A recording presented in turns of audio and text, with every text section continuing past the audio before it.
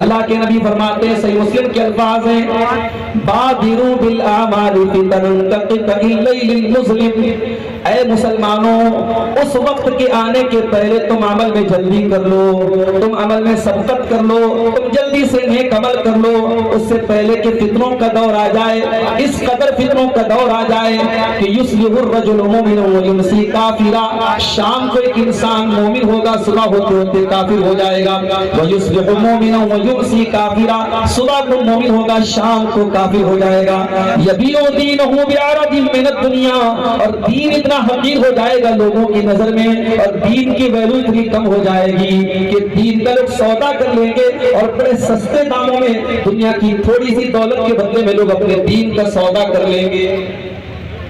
آج آپ دیکھ لیں گے، آج دین اس قدر حقیر بن چکا ہے ہماری نظروں میں۔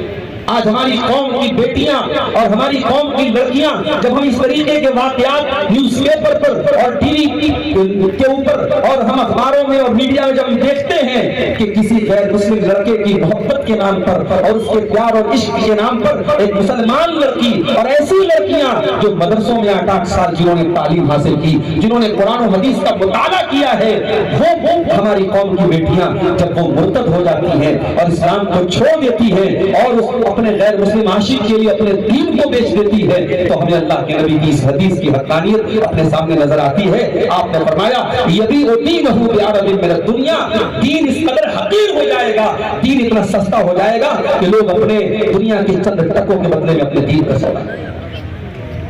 اور اسی دور کی طرف اشارہ کرتے ہوئے اللہ کے نبی نے فرمایا تھا، والذی نفسی بیدہ، اس اللہ کی قسم جس کے ہاتھ میں میری جان ہے، دنیا اس وقت تک فنا نہیں ہوگی حتی یمر الرجل بقبر الرجل، یہاں تک کہ وہ دور آئے گا ایک انسان دوسرے انسان کی قبر سے گزرے گا، فیتمرغ علیہ، اور اس قبر میں جا کے لوٹنے پوٹنے لگے گا اور کہے گا یا لیتنی کنت مکانہ، اے کاش اس قبر میں میں دفن ہو گیا ہوتا، یہ دور اور یہ حالات اور فتنوں کا یہ دور مجھے دیکھنا پڑتا، اس قبر میں میں چلا گیا ہوتا، مجھے اللہ نے اپنے پاس بلا لیا ہوتا، مجھے موت آ گئی ہوتی اور اس قبر میں دفن ہو گیا ہوتا۔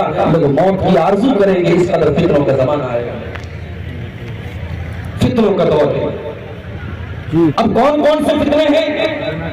اس میں جو سب سے بڑا فتنہ ہے میرے بھائی، علامہ ابن تیمیہ رحمۃ اللہ علیہ نے کہا کہ 2 قسم کے فتنے ہر دور میں سب سے زیادہ امت کو پریشان کریں۔ ایک ہوگا شبہات کا فتنہ۔ ابھی آج میرے پاس ایک کال آئی جھانسی سے ایک خاتون، اس نے کہا کہ مولانا صاحب میرا نام ماہر جبین ہے، میں یہاں کالج میں پڑھتی ہوں، ریسرچ کر رہی ہوں، میں آپ سے کچھ سوالات کرنا چاہتی ہوں۔ میں نے کہا پوچھیے، کیا پوچھیں؟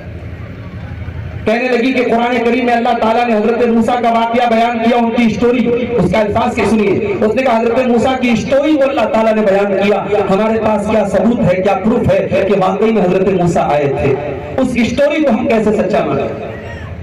میں نے کہا آپ مسلمان ہیں یا غیر مسلم؟ اس نے کہا میں مسلمان۔ میں نے کہا مسلمان کو یہ سوال کرنے کی ضرورت ہی نہیں ہے، ہمارا عقیدہ یہ ہے، ہمارا ایمان یہ ہے کہ قرآن اللہ کا کلام ہے اور قرآن کا ہر لفظ سچا ہے۔ قرآن نے کہہ دیا کہ موسیٰ علیہ السلام جیسے پیغمبر آئے تھے تو آئے تھے، ہمیں اس پر کسی اور پروف کی اور دلیل کی ضرورت ہے۔ اس نے کہا مولانا قرآن کریم میں بہت ساری باتیں ایسی آئی ہیں، آج سائنس اس کی تائید کرتی ہے۔ قرآن کہتا ہے کہ ہم نے زمین و آسمان کو پیدا کیا، ففتقنا ہونا، اور پھر ہم نے زمین و آسمان کو الگ کر دیا۔ آج سائنس کہتی ہے کہ واقعی میں ایسا ہوا تھا کہ دنیا جو ہے ایک دھماکے کے ذریعے وجود میں آئی تھی، جس کو سائنس کی زبان میں بگ بینگ تھیوری کہا جاتا ہے۔ تو وہ کہنے لگی کہ جب سائنس کی بہت ساری باتیں قرآن سے میچ کرتی ہیں تو موسیٰ علیہ السلام کا واقعہ یا اور نبیوں کا واقعہ، اسٹوری جو قرآن نے بیان کی، میں نے کہا پہلی بات تو آپ اپنی زبان کو لگانا۔ قرآن کریم میں کسی نبی کا واقعہ اگر بیان ہوا ہے اس کو اسٹوری کہنا، یہ قرآن کی توہین۔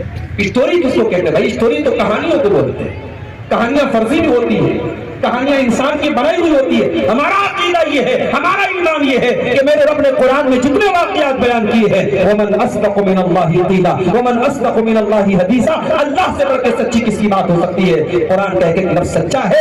قرآن کا کوئی واقعہ اسٹوری نہیں ہے، کہانی نہیں ہے، اس کو کہانی بولنا بھی نہیں چاہیے۔ میں نے کہا اپنے الفاظ بدلیے، قرآن کا واقعہ کہیے، موسیٰ علیہ السلام کا واقعہ کہیے۔ میں نے کہا دنیا میں اتہاس میں بہت کچھ بتایا جاتا ہے، اتہاس کی ہر بات دلیلوں سے اور پروف سے ثابت نہیں ہوتی ہے۔ میرے بھائیوں، میں اس نوجوان لڑکی کی ان باتوں سے مجھے یہ اندازہ ہوا کہ آج کالجوں میں اور یونیورسٹیوں میں پڑھنے والا ایک بڑا طبقہ ایسا ہے اور تیار ہو رہا ہے، اور ہماری قوم کے بچے اور بچیوں کو ایسا برگلایا جا رہا ہے قرآن کے تعلق سے اور شریعت کے تعلق سے اور ہمارے عقائد کے تعلق سے ان کے دماغوں کو خراب کیا جا رہا ہے۔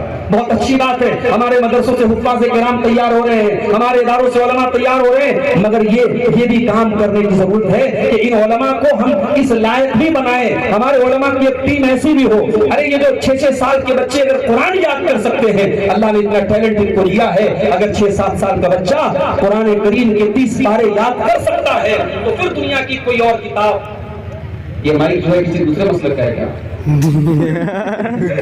دشمنی کر رہا ہے؟ دیکھو بھائی مائک میں نے صاحب ایسا نہیں ملنے والا۔ تو قرآن کریم کو اگر یہ بچے یاد کر سکتے ہیں تو میرے بھائیوں، ہمارے علماء اور ہمارے یہ قرآن کے حفاظ، ان کو اگر ہم تھوڑی سی محنت کریں اور ان کو ہم ٹرینڈ کریں، اور میری گزارش ہے جو ہمارے جمعیت کے بھی ذمہ داران یہاں بیٹھے، اداروں کے اساتذہ بھی یہاں بیٹھے، کہ ہمیں اس پر بھی کام کرنے کی ضرورت ہے۔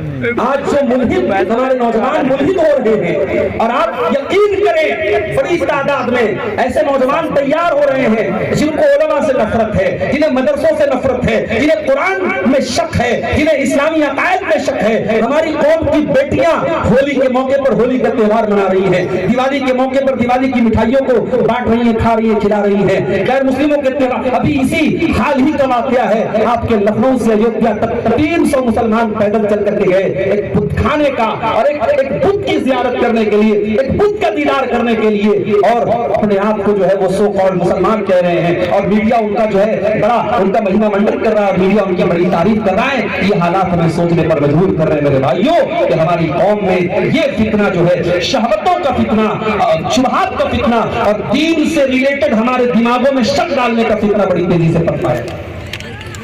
اسی لیے اللہ کے نبی فرماتے ہیں قیامت کے پہلے ایک ایسا دور بھی آئے گا، لوگ ایک دوسرے سے بہت زیادہ سوال کریں گے، طرح طرح کے سوالات شیطان ان کے دماغ میں ڈالے گا، یہاں تک کہ لوگ یہ سوال کریں گے کہ اللہ نے ہر چیز کو پیدا کیا، فمن خلق اللہ، اللہ کو کس نے پیدا کیا؟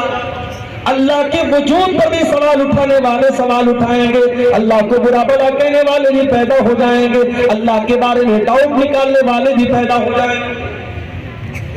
یاد رکھنا میرے بھائیو، اسلام کا دشمن یہی تو چاہتا ہے کہ آپ کرتا پیجامہ بھی پہنتے رہیں، گول ٹوپی بھی لگاتے رہیں، اور آپ ٹائم ٹو ٹائم نماز بھی پڑھ لیں، رمضان کا روزہ بھی آپ رکھ لیں، مگر آپ کے دل کے اندر، آپ کے دماغ کے اندر اسلام کے متعلق جو عقیدہ ہونا چاہیے، جو سچائی ہونی چاہیے، جو لگاؤ ہونا چاہیے، اس کو نکال کے پھینک دیا جائے، آپ کو مینٹل طور پر، آپ کو مانسک روپ سے آپ کو اسلام سے دور کر دیا جائے۔ قرآن کریم کا دوسرا پارہ اٹھاؤ، اللہ فرماتا ہے وَلَا يَزَالُونَ يُقَاتِلُونَكُمْ حَتَّى يَرُدُّوكُمْ عَنْ دِينِكُمْ إِنِ اسْتَطَاعُوا۔ اے نبی، اسلام کے دشمن تو یہی چاہتے ہیں، یہ اسلام کے دشمن تو یہی چاہتے ہیں تم کو دین سے دور کر دیں، مرتد کر دیں، تم کو دین سے ہٹا دیں، تمہارے بچوں کو دین سے مرتد کر دیں۔ ابھی راجستھان کا ایک ویڈیو آپ نے دیکھا ہوگا، مسلمان لڑکیاں، برقع پوش لڑکیاں حجاب میں اور برقعے میں ہیں، اور اس طریقے کے فوٹوز کو خاص طور سے میڈیا میں ڈالا جاتا ہے تاکہ جلے پہ نمک چھڑکا جائے اور یہ دکھایا جائے کہ مسلمانوں دیکھو وہ دور بھی آ گیا تمہارے اسکول میں، تمہاری قوم کی بچیاں برقعے اور نقاب میں پڑھنے والی بچیاں سوریہ نمسکار کر رہی ہیں، سورج کے آگے ہاتھ جوڑ رہی ہیں، سورج کی پوجا کر رہی ہے۔ میرے پیارے ساتھیوں، مسلمان سورج کی پوجا کرنے کے لیے دنیا میں نہیں آیا ہے، مسلمان سورج کو اللہ کی مخلوق مانتا ہے۔ والشمس تجری لمستقر لها ذلك تقدیر العزیز العلیم۔ ہمارا عقیدہ یہ ہے کہ سورج اللہ کے حکم پر چلتا ہے، کہ سورج اللہ کے حکم سے نکلتا ہے، اور جس دن میرے رب کا حکم آئے گا ہمیشہ پورب سے نکلنے والا یہ سورج اس دن پچھم से निकलेगा और उसी दिन क़यामत कायम होगी। हम सूर्य की इबादत नहीं करते। और हमें कुरान करीम ने वो वाक़या भी याद दिलाया जब हुदहुद नाम का एक परिंदा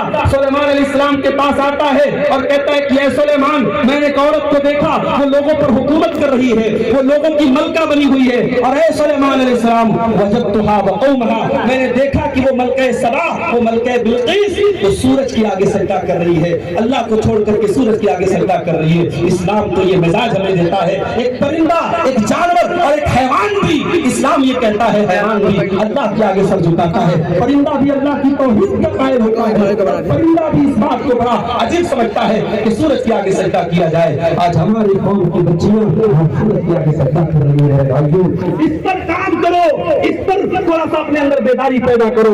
आज हमारे इलाकों में कॉन्वेंट स्कूल चल रहे हैं, आज हमारे कौम के जो बड़े पैसे वाले लोग और बड़े खुशहाल लोग हैं अपने बच्चों को कॉन्वेंट स्कूलों में पढ़ा रहे हैं। वहाँ 20-20 साल की, 18-18 साल की लड़कियां 12th में पढ़ने वाली, 8 में पढ़ने वाली, हाई स्कूल में पढ़ने वाली स्कर्ट पहन करके घूम रही है।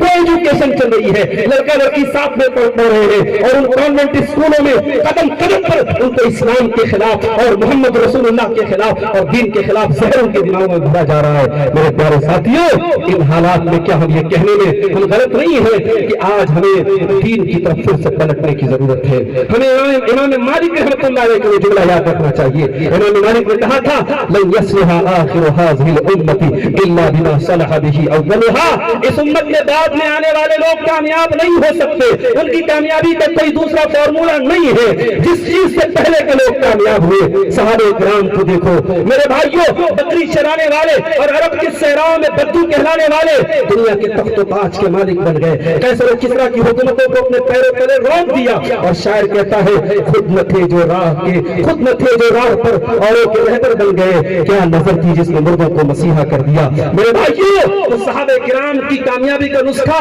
यही रब का कुरान और यही मुस्तफा का फरमान और यही किताब सुन्नत का मनहज था। मेरे नौजवान भाइयों, अपनी आने वाली नस्लों को इत्तिदाद के फितने से बचाओ। मेरे भाइयों, याद रखो कि साल में जलसा करा लेना काफी नहीं अपनी बेटियों को इत्तिदाद से बचाने के लिए। माफ करना, ये चंद किताबें पढ़ा लेने से और चंद प्रोग्राम करा लेने से कौम की बच्चियों को इस जहर से निकाल लेना आसान काम नहीं है। बड़ी प्लानिंग के साथ काम करना पड़ेगा, मुसलसल मेहनत करनी पड़ेगी।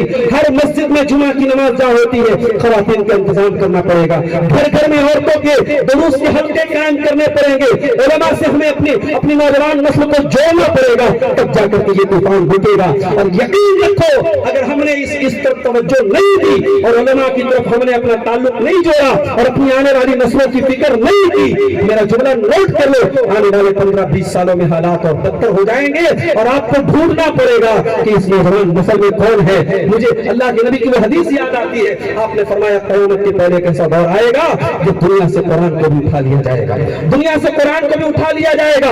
हत्ता तबका तवाइफ मिनन नास, यहाँ तक कि कुछ बूढ़े बूढ़ी लोग बचेंगे, कुछ बुढ़े बुढ़ी बचेंगे और वो भी इस्लाम को कितना फॉलो करेंगे, कहेंगे अदरकना नास अला हाज़िहिल कलिमा, हमने लोगों को ला इलाहा इल्लल्लाह पढ़ते हुए देखा तो हम भी पढ़ रहे हैं। यानी नौजवान नस्ल तो पूरी की पूरी बर्बाद हो चुकी होगी, बूढ़े लोग भी जो बचेंगे तो देखा देखी वाले मुसलमान होंगे, इस्लाम की उनको कोई नॉलेज नहीं होगी। ये सबसे बड़ा फितना इस दौर का शुबहात का फितना है मेरे भाइयों।